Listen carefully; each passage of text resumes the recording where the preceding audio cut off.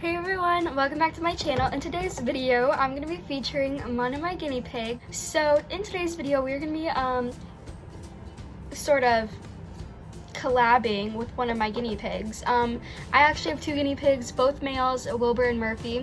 I have Wilbur with me right now because Murphy doesn't really like to be held or out of his cage much. So today we are with Wilbur, and he's very anxious and wants to get out and play. Oh my goodness. Everyone meet Wilbur, the Crested Teddy guinea pig. He's tri-colored. He really wants to go on my shoulder. So in today's video, we will be going over the top 6 things you should know before getting a pet guinea pig. So guinea pigs are overall social animals, so you do want to make sure you get them a friend, you guys. You do have to get at least 2 or more guinea pigs because they need to live in pairs. They thrive in pairs.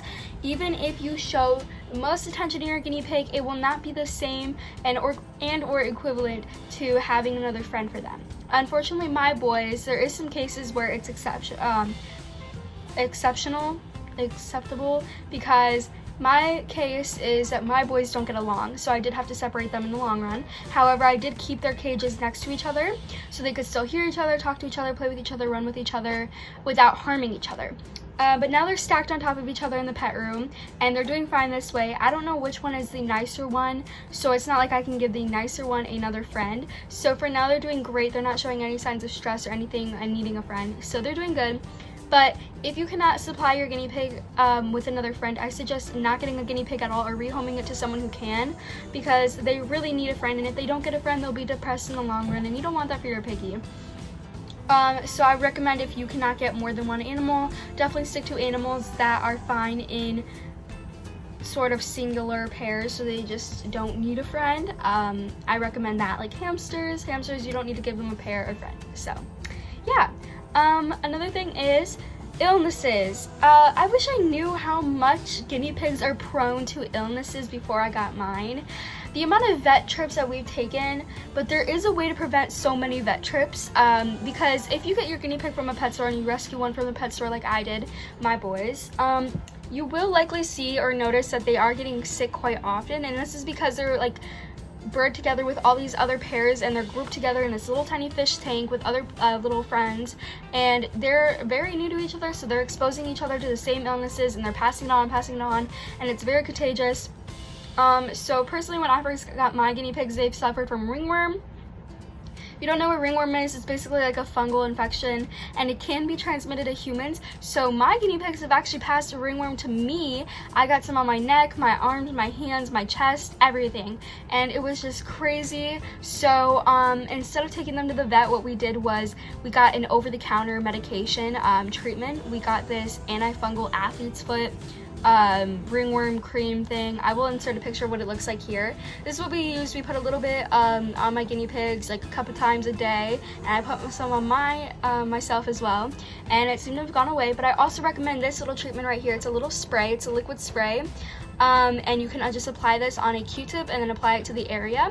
But the only thing is, if it's by your guinea pig's nose, eyes, or any sensitive area, I would recommend seeing a vet so you can get something prescribed for that area. You wouldn't want to spray anything or put any cream by their eye or mouth or anything like that. So just make sure you are taking precaution. But there is usually there is over-the-counter stuff that you can give a medicated bath, so you don't have to see a vet so often. I think it was Wilbur that also had a ear infection as well. That was something we had to go to the vet for because he needed his medication. So, and he's actually on my lap right now. Want to say hi, baby? But yes, another thing is, a lot of people don't know when they're getting a guinea pig, like the safe treats and chews and overall just things for your guinea pig. For example, I'm gonna put him down and play. A lot of people don't understand that dyed treats or chews that look like these are very harmful, because this will wear off into their intestines and dye their intestines basically, and it's just very unhealthy. You don't want them chewing on something that's dyed. So I would recommend just giving them just natural wood chews like this. You can even get them little sticks like these. Just make sure you're researching your treats and chews and making sure they're safe for your guinea pig.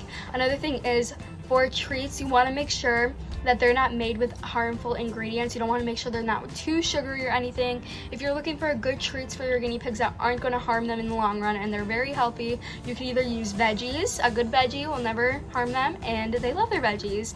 Or you could always use what I like to use, the Natural Nature Salad Mix. It's an herb mix that looks like this. I get mine at Walmart, but you can also get this online at Amazon or other online shops. This is great. It has pea flakes in it, all these like natural like hays and grasses and flowers and dried herbs, everything, you guys. It's perfect. Just sprinkle a little bit in your guinea pig's cage or in a bowl and they will have a blast. They love it so much. You can even make your own little paper towel roll thing and then put some in there and put some hay in it and stuff.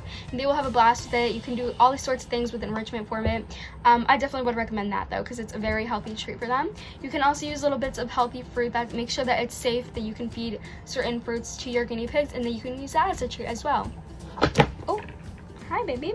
Another thing is caging and bedding. So when you're looking for a cage when you first get your hamster or guinea pig, I would recommend going on Amazon and getting the Midwest Cage Plus.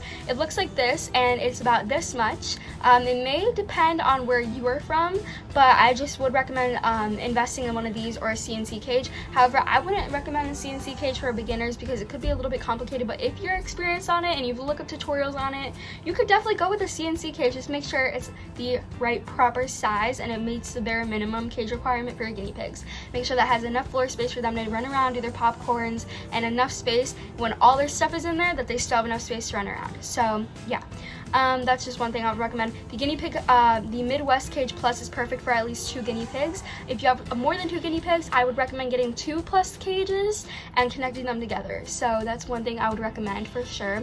Again, I got mine on Amazon. You can also just get the regular one that's not the plus version for just 1 guinea pig. Again, I wouldn't recommend getting just, 1 guinea pig, but if it is a situation where you're separating them, quarantine cage, or they do not get along, the regular cage is fine for just 1 guinea pig.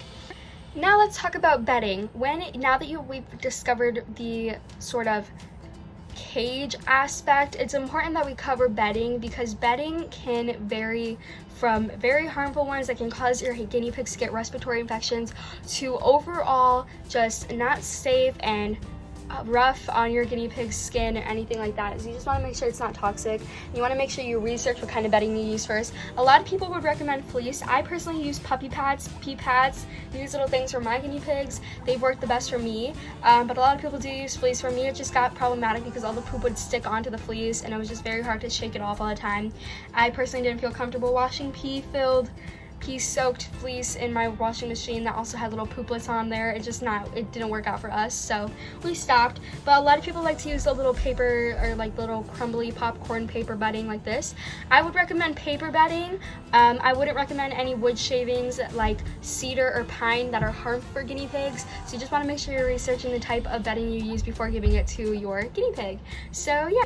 But other than that, another thing is baths. A lot of people think you have to bathe your guinea pigs so often.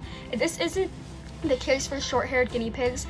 It only really matters to the messy-haired, teddy, or long-haired guinea pigs because they are more likely to get pee and poop and just fecal matter all on their cell and their fur while they're laying down or anything or walking around their cage because their hair definitely like trims and like Wilbur is a teddy guinea pig, so my Murphy is a short-haired, so I don't have to bathe Murphy as often. He's very good at grooming himself by himself, so he never smells. But Wilbur, on the other hand, that's not the case because he has a little bit thicker and softer fur because he's a teddy. Teddy is basically like the mix between a short-haired and a messy-haired guinea pig, so it's more so the case for him that I have to trim his hair by his butt. I have to bathe him more often. I have to brush his fur. So with longer haired guinea pigs, you would want to make sure you're trimming their fur so that they're not dangling or like flopping off because you don't want them to get poop or anything or get them too hot or anything like that. You just definitely make sure that you have to groom them properly. You also have to cut your guinea pig's nails. If you're not comfortable doing it yourself, you can have a vet do it or you can have a parent do it. My mom is experienced because she used to cut hedgehogs' nails. So she usually just does my guinea pig's nails for me. You can use human nail clippers or you can get nail clippers that look like these off Amazon or online or in shops. So yeah, you just want to make sure that, yeah, if you do bathe your guinea pig, that you're not getting water or soap in their eyes or their nose or their mouth. You want to make sure that you're using a gentle soap, and you want to make sure you research the soap before you use it on your guinea pig to make sure it's safe for them. I use this soap. It's a medicated bath soap for my Wilbur right here because he has some hot spots. So I recommend using this one if you want to use a medicated bath. Just make sure it's a gentle soap that's safe for guinea pigs. But yeah, you just want to make sure you're doing a lot of research before getting guinea pigs, guys. I know they're small animals, but they need a lot of, well, maintaining and care. You have to spot clean their cages every few days, or else they get, a lot of people do spot cleans like every couple times a day. They really do get messy. They poop about 100 times a day, so you don't want them sitting in their own poop all the time. You definitely make sure you want to supply them. They can be litter trained, so if you feel that litter training will be more easy for you, you could definitely do that. But yeah, so again, I definitely would recommend researching a lot before getting guinea pigs, but that's just that. I hope that me and